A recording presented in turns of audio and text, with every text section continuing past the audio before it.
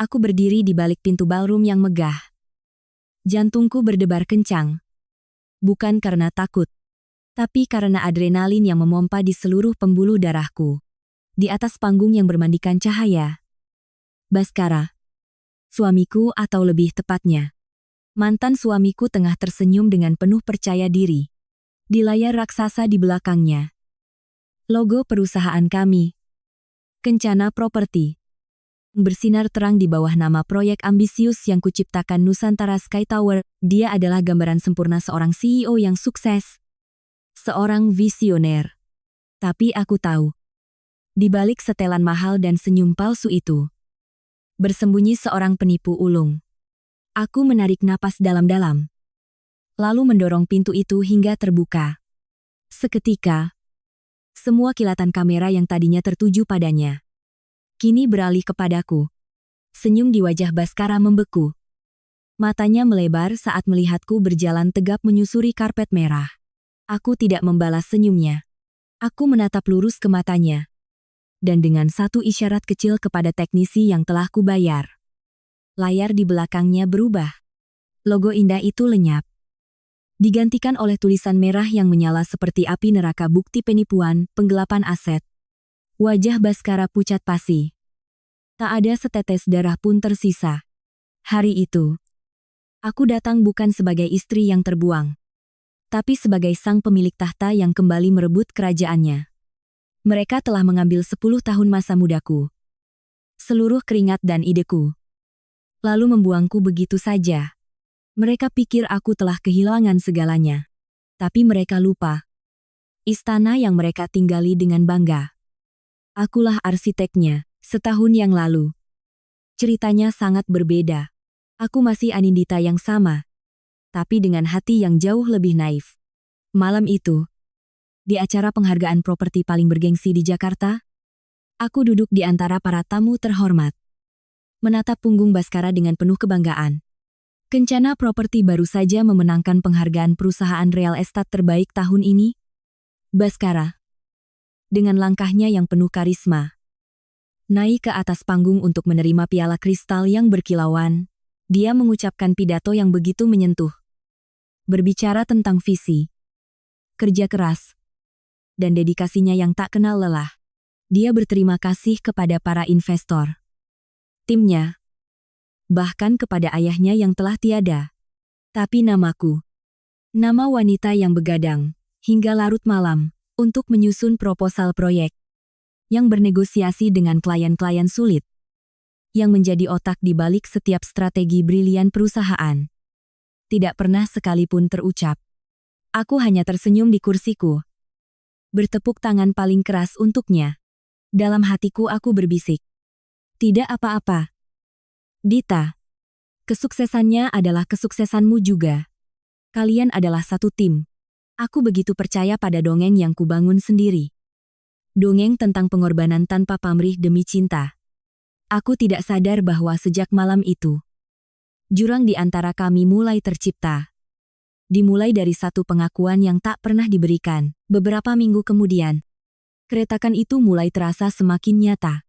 Aku menyiapkan makan malam spesial di rumah untuk merayakan ulang tahun pernikahan kami yang ke-10. Aku memasak rendang kesukaannya, menata meja dengan lilin dan bunga mawar putih. Aku menunggunya dengan gaun sutra yang dia hadiahkan tahun lalu. Tapi jam terus berdetak, dan dia tak kunjung pulang. Pukul 10 malam, Bhaskara akhirnya tiba. Dia tidak membawa bunga. Tidak ada ucapan selamat. Hanya wajah lelah dan tatapan yang hampa. Dia melepas jasnya, melonggarkan dasi, dan langsung duduk di sofa, sibuk dengan ponselnya. Maaf, sayang. Rapatnya alot sekali. Aku lelah, katanya tanpa menatapku. Makanan di meja sudah dingin. Sama seperti hatiku saat itu. Aku mencoba menghiburnya, tapi dia hanya menjawab sekenanya.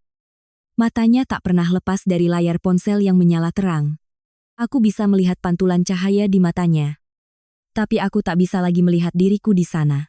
Aku bertanya-tanya, siapa yang sedang dia ajak bicara hingga bisa membuatnya lupa pada hari terpenting kami? Sekali lagi, aku menepis pikiran buruk itu. Dia pasti sedang stres karena pekerjaan. Batinku. Mencoba menjadi istri yang pengertian. Aku tidak tahu bahwa saat itu, dia sedang membangun dunia lain di dalam ponselnya. Sebuah dunia di mana aku tidak diundang. Tekanan tidak hanya datang dari suamiku, Ibu Ratna, ibu mertuaku, adalah sumber tekanan lainnya yang konstan. Suatu akhir pekan, beliau datang berkunjung tanpa pemberitahuan. Saat aku sedang menyajikan teh, beliau menatapku dengan tatapan menilai. Lalu berkata dengan nada yang seolah-olah prihatin. Dita, kamu dan Baskara sudah menikah 10 tahun. Tapi rumah ini masih sepi saja. Kapan kamu mau kasih ibu cucu lihat Baskara? Dia kerja keras banting tulang di luar. Kodrat seorang wanita itu ya di rumah. Mengurus suami. Melahirkan anak. Jangan terlalu sibuk dengan urusan kantor. Nanti suamimu tidak terurus. Setiap katanya seperti belati kecil yang menusuk harga diriku. Beliau sama sekali tidak melihat bahwa urusan kantor yang beliau remehkan itulah yang menjadi tulang punggung kesuksesan putranya. Baginya, kontribusiku di perusahaan tidak ada artinya dibandingkan dengan rahim yang belum juga terisi. Baskara yang duduk di sana hanya diam. Seolah setuju dengan semua perkataan ibunya. Aku merasa seperti orang asing di rumahku sendiri. Pengorbananku tak terlihat. Nilaiku diukur hanya dari kemampuanku bereproduksi. Di tengah kekalutan itu, secercah kekhawatiran baru muncul dari tempat yang tak terduga. Pak Tirtayasa, direktur keuangan kami yang sudah bekerja sejak zaman ayah Baskara, meminta waktu untuk bicara denganku secara pribadi. Wajahnya yang biasanya tenang, tampak sedikit gusar. Bu Dita, maaf mengganggu. Saya hanya sedikit khawatir, katanya pelan di ruang kerjaku. Dalam 3 bulan terakhir, ada beberapa pengeluaran dalam pos biaya representasi dan hiburan yang jumlahnya sangat besar. Diajukan langsung oleh Pak Baskara. Tapi anehnya, tidak ada laporan atau bukti pembayaran yang detail seperti biasanya. Aku terdiam sejenak. Aku tahu Baskara sering menjamu klien penting. Mungkin itu untuk klien dari luar negeri. Pak Tirta, mereka biasanya butuh perlakuan khusus. Jawabku. Mencoba mencari alasan yang masuk akal. Mencoba membela suamiku bahkan di depan diriku sendiri. Pak Tirta hanya mengangguk pelan. Tapi aku bisa melihat keraguan di matanya. Aku tahu beliau menghormatiku. Dan peringatannya bukanlah tanpa dasar. Namun, saat itu, mengakui bahwa suamiku mungkin melakukan sesuatu yang salah terasa seperti sebuah pengkhianatan. Benih kecurigaan yang ditanam Pak Tirta mulai tumbuh beberapa hari kemudian.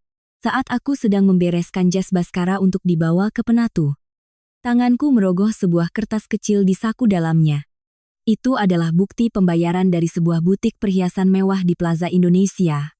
Mataku terpaku pada nama barang yang tertera sebuah kalung berlian seharga ratusan juta rupiah. Dibeli 2 minggu yang lalu. Jantungku berdebar kencang. Aku tidak pernah menerima hadiah itu. Malamnya, aku mencoba bertanya dengan nada sesantai mungkin.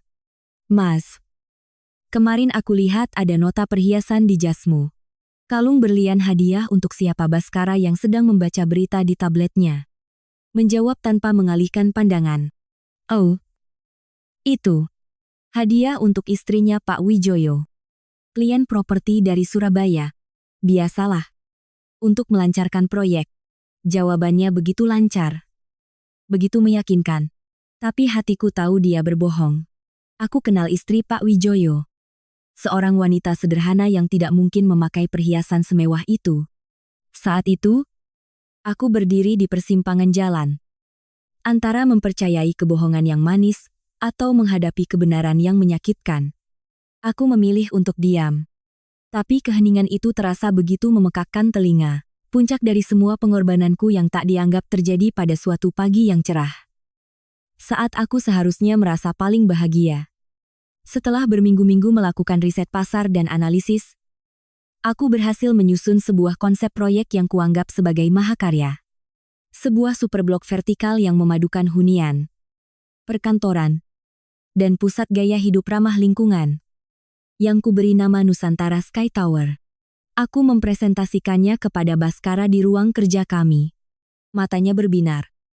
Dia memelukku erat dan berkata, "Ini brilian. Sayang ini akan menjadi proyek terbesar dalam sejarah Kencana Properti." Aku merasa sangat bahagia.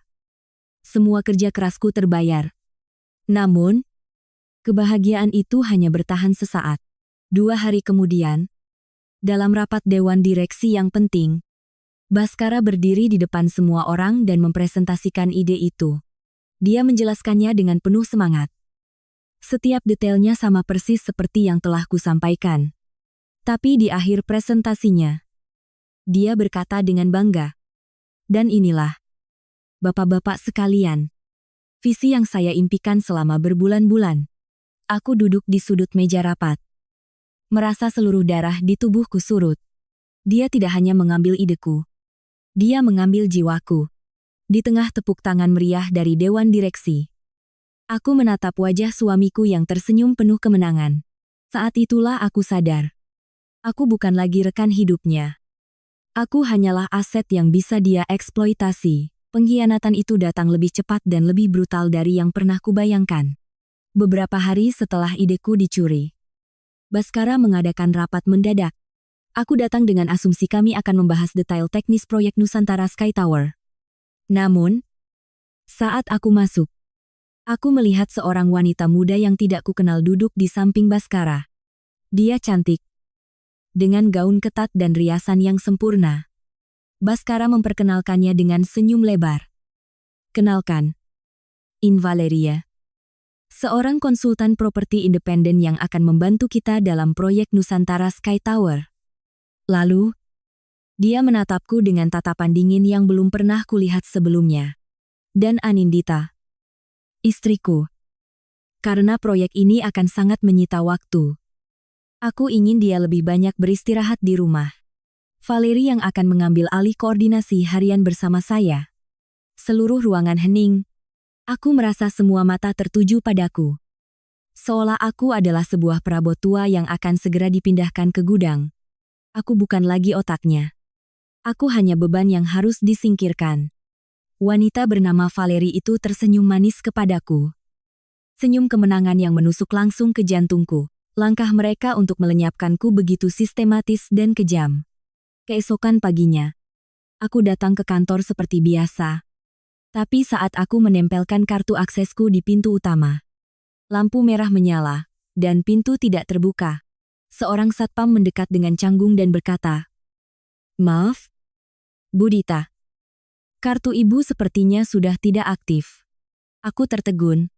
Dengan perasaan campur aduk antara malu dan marah, aku menelepon bagian IT. Mereka hanya bisa berkata bahwa ada perintah dari CEO untuk menurunkan level aksesku. Aku berhasil masuk ke ruanganku. Tapi saat aku mencoba membuka server data proyek, layar komputerku menampilkan pesan akses ditolak. Mereka telah mengunciku. Tidak hanya dari kantor, tapi juga dari pekerjaanku, dari karyaku, dari 10 tahun hidupku.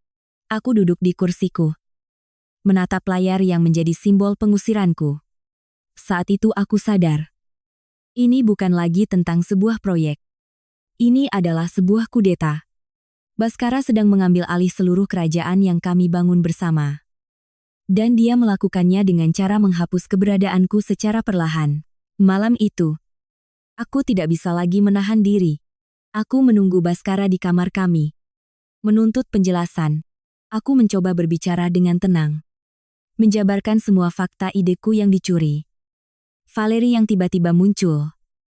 Aksesku yang diblokir. Aku berharap, jauh di dalam hatiku, masih ada sedikit penjelasan logis.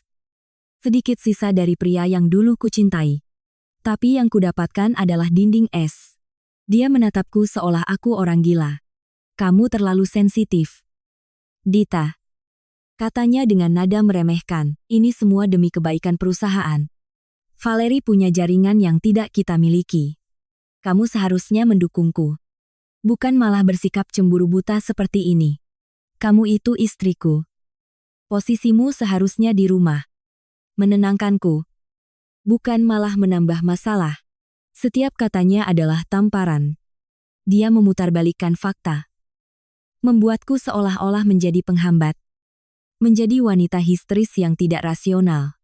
Dia menggunakan logikaku untuk melawanku. Menggunakan cintaku sebagai senjatanya.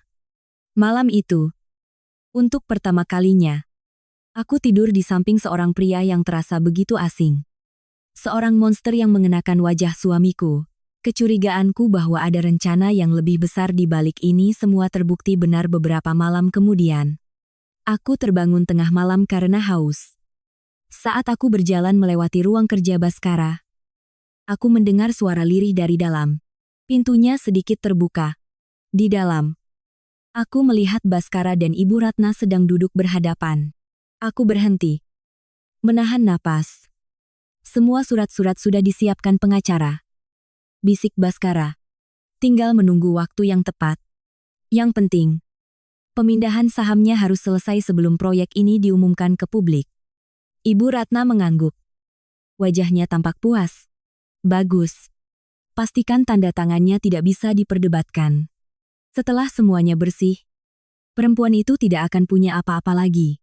Dia tidak akan bisa menuntut sepeser pun dari harta keluarga kita. Darahku seakan surut dari wajahku. Jantungku berhenti berdetak.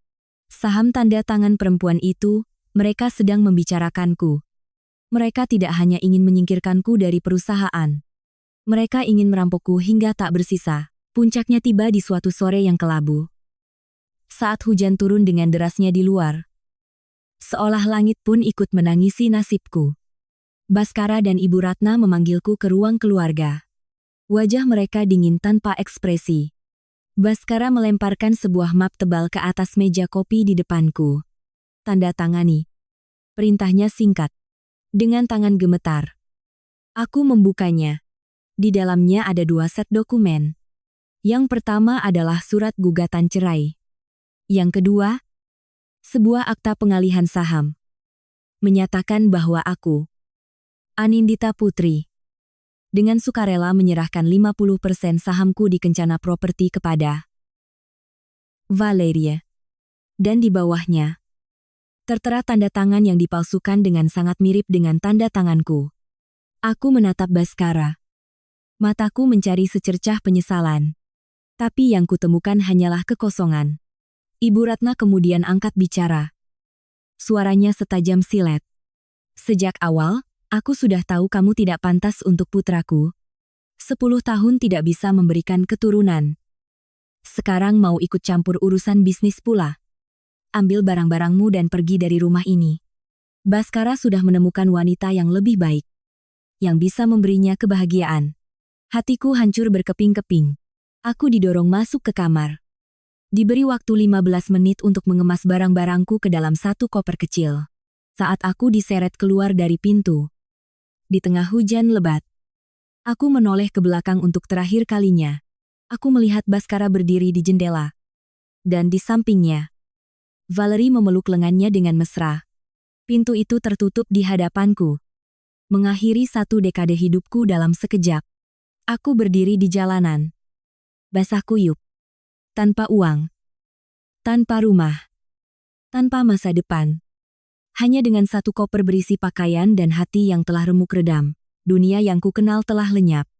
Aku terdampar di sebuah kamar kos sempit dan pengap di sudut kota Jakarta yang terlupakan. Dengan cat dinding yang mengelupas dan aroma lembab yang menusuk hidung. Inilah duniaku sekarang. Setiap malam, aku hanya bisa meringkuk di atas kasur tipis. Memeluk lututku sendiri.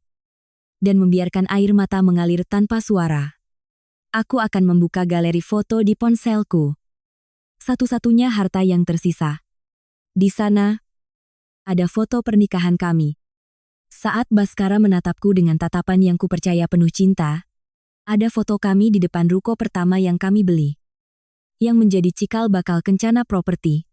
Ada foto saat kami merayakan peletakan batu pertama proyek besar pertama kami. Tangannya merangkul bahuku dengan erat. Setiap gambar adalah serpihan kenangan yang kini terasa seperti kaca tajam yang merobek-robek hatiku. 10 tahun hidupku. Seluruh energiku. Seluruh mimpiku. Semuanya terangkum dalam piksel-piksel digital ini. Dan semuanya telah direnggut dalam sekejap. Mengapa pertanyaan itu terus berputar di kepalaku seperti kaset rusak? Mengapa pengorbanan dan kesetiaanku dibalas dengan pengkhianatan sekejam ini, setelah beberapa hari tenggelam dalam kesedihan? Sisa-sisa logikaku sebagai seorang pebisnis mulai bangkit. Aku tidak boleh mati di sini.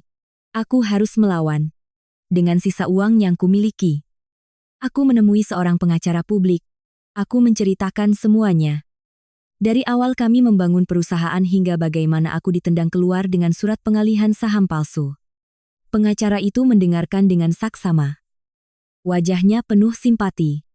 Namun, di akhir ceritaku, dia mengajukan pertanyaan-pertanyaan yang membunuh sisa harapanku.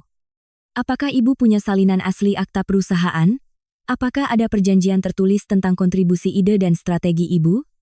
Apakah ibu punya bukti bahwa tanda tangan itu dipalsukan? Aku terdiam. Semuanya. Semua dokumen penting. Semua surat berharga. Semuanya tersimpan di brankas rumah. Rumah yang kini tak bisa lagi kumasuki. Aku menyadari betapa naifnya aku. Aku membangun istana di atas kepercayaan. Tanpa pernah membuat pondasi hukum untuk melindungi diriku sendiri. Baskara tahu persis kelemahanku. Dia tidak hanya mencuri masa depanku, dia telah dengan cermat menghapus semua jejak masa laluku di perusahaan itu. Aku keluar dari kantor pengacara dengan perasaan hampa. Aku tidak punya apa-apa. Secara hukum, aku bukan siapa-siapa. Malam itu, saat aku hampir menyerah pada keputusasaan, sebuah berita di portal bisnis online menghantamku seperti sambaran petir. Di sana, terpampang foto Baskara dan Valeri yang sedang tersenyum bahagia di sebuah acara gala dinner. Judul beritanya begitu menyakitkan. Baskara Wijoyo, Valeri pasangan emas di balik proyek ambisius Nusantara Sky Tower. Mereka disebut sebagai duet visioner. Kekuatan baru di industri properti. Di bawahnya, ada kutipan dari Baskara. Saya beruntung memiliki Valerie di sisi saya. Seorang partner yang tidak hanya cantik, tapi juga cerdas dan suportif. Aku menatap foto itu. Foto wanita yang tidur dengan suamiku. Yang tinggal di rumahku. Yang kini menyandang status sebagai otak di balik ideku. Sesuatu di dalam diriku patah. Tapi dari patahan itu, tidak lagi mengalir air mata kesedihan. Melainkan kobaran api amarah yang membara. Tanganku mengepal begitu erat hingga buku-buku jariku memutih. Aku tidak akan membiarkan mereka menari di atas puing-puing hidupku. Aku tidak akan membiarkan mereka bahagia. Aku akan mengambil kembali semua yang menjadi milikku. Atau aku akan mati saat mencobanya, seolah doaku yang penuh amarah didengar oleh semesta.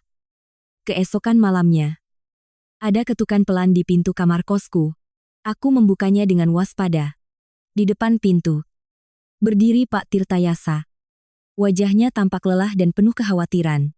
Dia masuk dan duduk di kursi plastik kecil. Satu-satunya yang ada di kamarku. Dia menatapku dengan tatapan sedih. Saya mencari ibu kemana-mana. Katanya lirih. Apa yang dilakukan Baskara pada ibu? Itu tidak bisa dimaafkan. Lalu, dia mengeluarkan sesuatu dari saku jasnya. Sebuah flash disk kecil berwarna perak. Dia meletakkannya di atas meja reyot di depanku. Saya tidak pernah percaya sepenuhnya pada Baskara. Terutama sejak ayahnya meninggal. Saya selalu membuat cadangan laporan keuangan asli perusahaan setiap bulan. Di luar server utama. Di dalam sini, ada semua datanya. Termasuk beberapa aliran dana janggal yang ditransfer ke sebuah perusahaan konsultan cangkang. Perusahaan yang terdaftar atas nama Valerie. Aku menatap flash disk kecil itu. Benda mungil yang terasa begitu berat di tanganku. Itu bukan hanya data. Itu adalah harapan. Itu adalah peluru pertamaku dalam perang yang akan segera kumulai. Aku menatap Pak Tirta. Mataku mulai berkaca-kaca lagi. Tapi kali ini bukan karena kesedihan. Terima kasih, Pak. Bisikku. Dia hanya mengangguk. Saat itu aku tahu. Ini belum berakhir. Ini baru saja akan dimulai. Kamar kosku yang sempit kini berubah menjadi pusat komando perang. Di atas lantai yang dingin, aku dan Pak Tirta membungkuk di depan sebuah laptop tua. Layarnya yang kecil menjadi satu-satunya sumber cahaya di ruangan yang remang-remang. menampilkan baris-baris angka dan data yang tak berujung. Bagi orang lain, itu hanyalah laporan keuangan yang membosankan. Tapi bagiku, setiap angka adalah jejak kejahatan mereka. Kami bekerja tanpa lelah, melacak setiap transaksi. Di sana, kami menemukan semuanya biaya konsultasi fiktif yang dibayarkan ke perusahaan cangkang Valerie. Pembelian apartemen mewah atas nama perusahaan yang ditempati Valerie. Tagihan kartu kredit untuk perhiasan, dan tas-tas bermerek yang tak pernah kulihat. Otakku yang selama ini tumpul karena kesedihan kini kembali tajam. Bekerja seperti mesin, aku menghubungkan setiap titik. Menyusun sebuah peta kebohongan dan keserakahan Baskara. Pak Tirta menatapku dengan kagum. Baskara telah membuat kesalahan terbesar dalam hidupnya, katanya pelan. Dia meremehkan otak di balik kerajaannya. Saat sedang melacak salah satu proposal proyek lama, sebuah ingatan tiba-tiba muncul di benakku. Sebuah buku catatan kecil bersampul kulit hitam. Buku itu adalah jurnal rahasiaku. Tempat aku menuangkan semua ide mentah, sketsa strategi, dan analisis pasar selama 10 tahun membangun kencana properti. Di dalamnya, ada bukti tak terbantahkan bahwa setiap inovasi besar perusahaan lahir dari pikiranku. Dan aku tahu persis di mana aku menyembunyikannya. Di dalam sebuah kompartemen rahasia di belakang rak buku di ruang kerja lama kami. Sebuah tempat yang hanya aku yang tahu. Aku harus mendapatkannya kembali. Itu bukan hanya buku. Itu adalah jiwaku yang tertuang di atas kertas. Aku segera menyusun rencana. Aku tahu dari berita bahwa Baskara dan Valerie akan menghadiri sebuah acara penghargaan besar pada hari Jumat malam. Dan Ibu Ratna pasti akan ikut untuk pamer. Itulah kesempatanku. Sebuah misi berbahaya untuk menyusup ke dalam istanaku sendiri. Malam itu, dengan jantung berdebar di dalam dada, aku kembali ke rumah yang pernah menjadi milikku. Aku menggunakan kunci duplikat yang selalu kusimpan di dompet darurat. Suara klik dari kunci yang membuka pintu terasa begitu asing dan memekakkan telinga. Aku melangkah masuk ke dalam kegelapan. Aroma parfum Valerie yang manis dan mahal kini menggantikan aroma teh melati yang dulu selalu kuhirup. Semua terasa sama, namun berbeda. Aku bergerak cepat menuju ruang kerja. Tanganku gemetar saat aku menggeser deretan buku tebal dan membuka panel rahasia itu.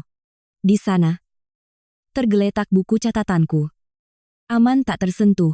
Aku memeluknya erat. Rasanya seperti menemukan kembali sebagian dari diriku yang hilang. Namun, saat aku hendak pergi, aku mendengar suara deru mobil memasuki gerbang. Jantungku serasa berhenti berdetak. Mereka pulang lebih awal. Aku panik. Mencari tempat bersembunyi. Aku segera berlari ke pintu belakang di dekat dapur dan menyelinap keluar ke taman.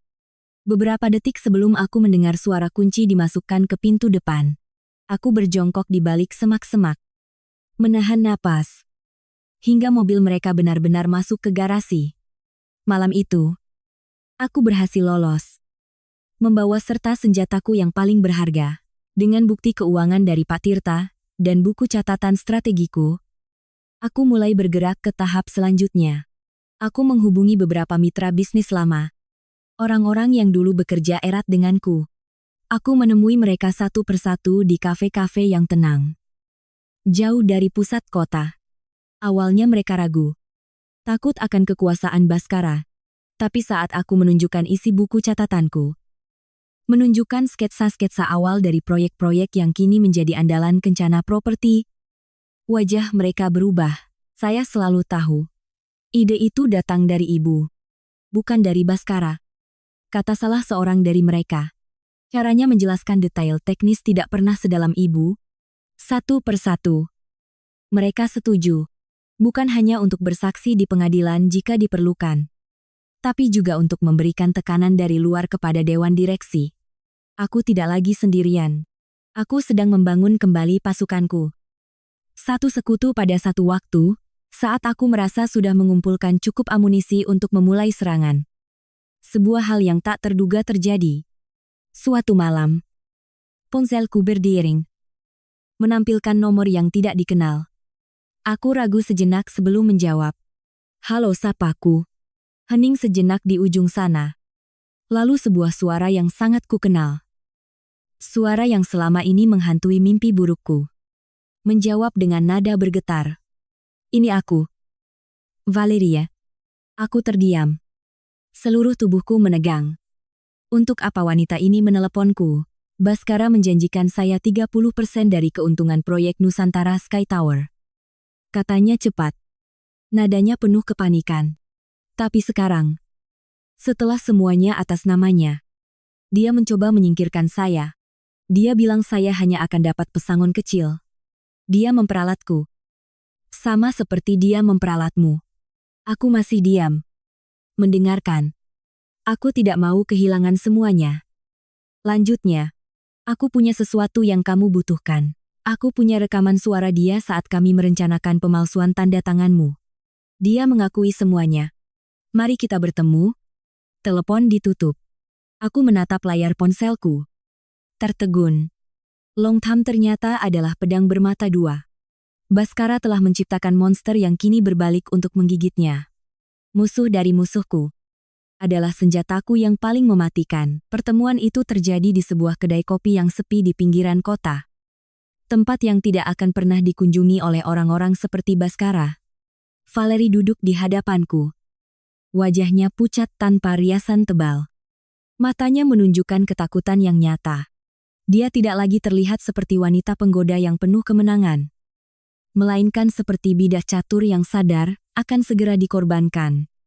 Tanpa banyak basa-basi, dia memutar rekaman di ponselnya. Aku mendengar suara Baskara. Begitu jelas dan angkuh. Tertawa saat berkata, tanda tangannya mudah sekali ditiru. Wanita itu terlalu percaya padaku. Setelah proyek ini cair, kita akan singkirkan dia selamanya.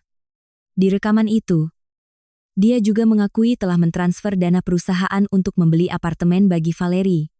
Itu adalah pengakuan dosa yang sempurna. Aku ingin jaminan, kata Valerie setelah rekaman selesai. Setelah kamu menang, aku tidak mau dituntut. Beri aku bagian yang cukup untuk memulai hidup baru di luar negeri. Aku menatapnya, tidak ada rasa simpati. Hanya perhitungan dingin. Aku memanggil pengacaraku yang sudah menunggu di luar. Mereka menyusun sebuah perjanjian di atas serbet kertas. Valerie akan menyerahkan semua bukti. Dan sebagai imbalannya, dia akan menjadi saksi yang dilindungi dan mendapat kompensasi finansial yang cukup.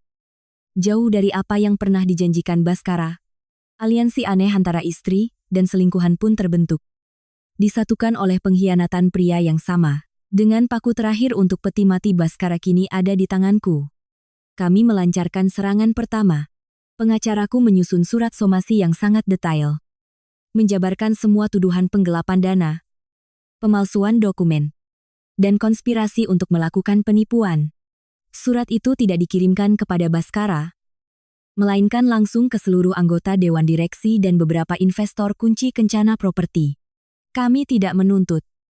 Kami hanya memberi informasi dan memperingatkan mereka tentang risiko hukum yang akan mereka hadapi jika terus berasosiasi dengan seorang CEO kriminal.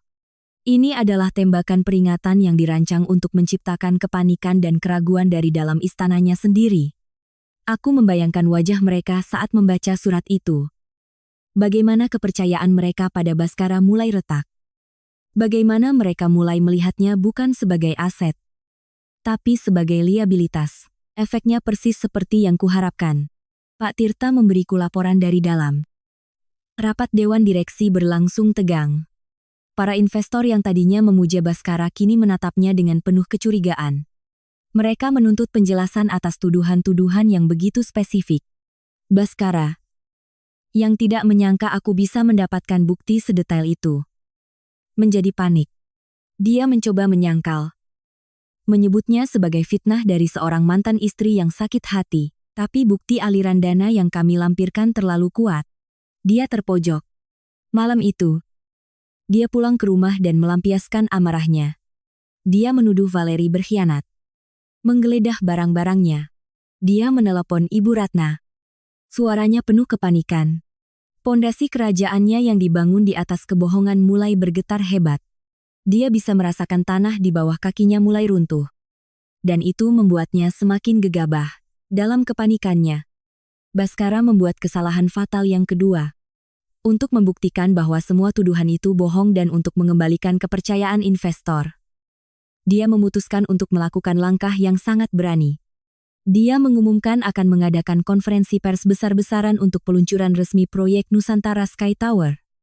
Di acara itu, dia tidak hanya akan mempresentasikan proyek, tapi juga akan secara terbuka menjawab semua tuduhan dan membersihkan namanya. Dia berpikir, dengan berdiri di atas panggung yang megah, di depan sorotan media, dia bisa mengendalikan narasi, mengubah dirinya dari tertuduh menjadi korban. Dia ingin menunjukkan kepada dunia bahwa dia begitu percaya diri, begitu bersih, hingga berani menghadapi semua orang. Saat aku mendengar berita itu, sebuah senyum tipis terukir di bibirku. Dia tidak tahu bahwa dia tidak sedang membangun panggung untuk kemenangannya. Dia sedang membangun panggung untuk eksekusinya sendiri. Dan aku akan menjadi algojonya. Hari itu akhirnya tiba.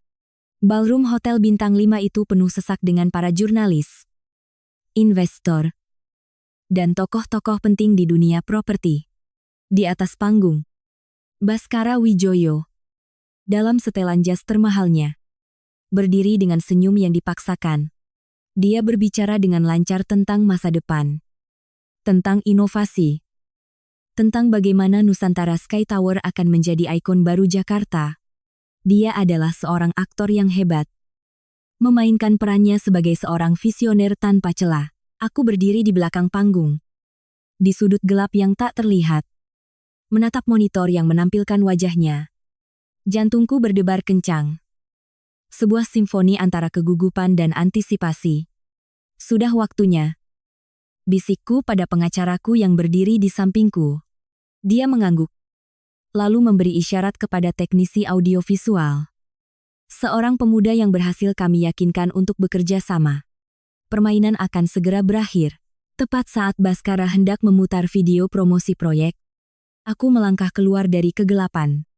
Aku berjalan menyusuri lorong tengah. Setiap langkahku mantap dan penuh tujuan. Suara hak sepatuku yang beradu dengan lantai marmer seolah menjadi satu-satunya suara di dalam ruangan yang tiba-tiba hening. Semua kepala menoleh. Kilatan blitz kamera menyambutku. Aku melihat wajah Baskara di atas panggung. Senyumnya lenyap seketika, digantikan oleh ekspresi syok dan ketakutan murni. Aku terus berjalan hingga berhenti tepat di depan panggung. Pengacaraku maju ke depan, menyerahkan sebuah surat perintah dari pengadilan kepada panitia, meminta hak untuk menyajikan bukti dalam sebuah kasus yang menyangkut kepentingan publik dan para investor di ruangan itu. Ruangan menjadi riuh dengan bisik-bisik, dan kemudian pertunjukan dimulai. Video promosi yang indah tidak pernah diputar. Sebaliknya, layar raksasa di belakang Baskara menampilkan salinan transfer bank ke perusahaan cangkang Valeri. Kemudian, muncul perbandingan antara tanda tangan asliku dan tanda tangan palsu di surat pengalihan saham. Dengan seorang ahli grafologi memberikan analisisnya melalui rekaman video. Lalu, muncul foto-foto dari buku catatanku, sketsa-sketsa awal, dan catatan strategis proyek Nusantara Sky Tower. Membuktikan siapa otak sebenarnya di balik semua ini. Dan sebagai puncak dari segalanya, ruangan itu diisi oleh suara Baskara sendiri. Melalui rekaman yang diberikan Valeri, suaranya yang angkuh dan penuh tawa saat mengakui semua kejahatannya. Wanita itu terlalu percaya padaku. Kalimat itu menggema di seluruh ballroom, menghancurkan sisa-sisa kredibilitasnya menjadi debu. Kekacauan meledak.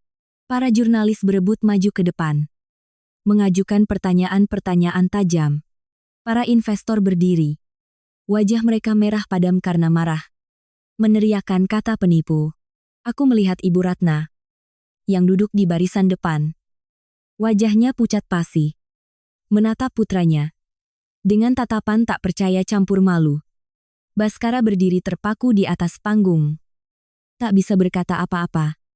Seperti patung lilin yang mulai meleleh di bawah panasnya sorotan lampu dan kebenaran. Beberapa petugas keamanan mendekati panggung, bukan untuk melindunginya, tapi untuk mengamankannya saat polisi yang telah kami hubungi sebelumnya mulai memasuki ruangan.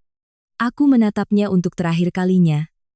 Tidak ada lagi cinta atau benci di mataku. Hanya sebuah rasa kasihan yang dingin. Aku berbalik dan berjalan keluar dari ballroom, meninggalkan kekacauan di belakangku.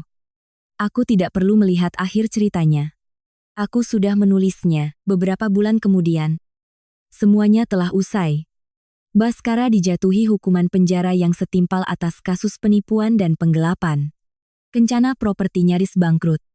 Ditinggalkan oleh para investor yang murka. Ibu Ratna menjual rumah besar di Menteng itu untuk menutupi sebagian kerugian dan kini hidup menyendiri dalam penyesalan yang sunyi. Valerie, seperti kesepakatan kami, mendapatkan bagiannya dan menghilang.